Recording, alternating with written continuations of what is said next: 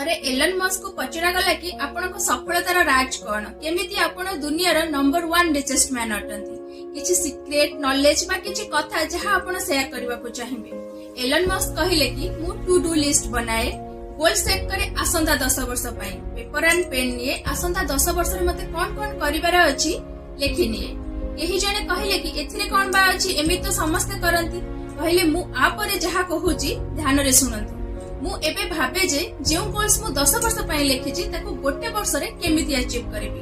କେହି କେହି ଭାବିବେ ଇଏ ତ ପାଗଳପଣ ଅଟେ, ଏହା କେମିତି ହେବ, 10 ବର୍ଷର ଗୋଲ୍ସ ବା କାମ ଗୋଟେ ବର୍ଷରେ କେମିତି ହେବ। କିନ୍ତୁ ମୁଁ ସେ ଲୋକଠାରୁ ବେଟର କରି ଯିବି ଯେ 10 ବର୍ଷରେ ଏ କାମ କରୁଥିବ। ମେ ବି ଗୋଟେ ବର୍ଷରେ 50ଟା ଗୋଲ୍ରୁ 20ଟା ଆଚିଭ୍ କରିଥିବି। ଯଦି ଗୋଟେ ବର୍ଷ ଲେଖିଥାନ୍ତି ତେବେ ସେ 20ଟା ଗୋଲ୍ସ ବି ଆଚିଭ୍ କରିପାରିନଥାନ୍ତି।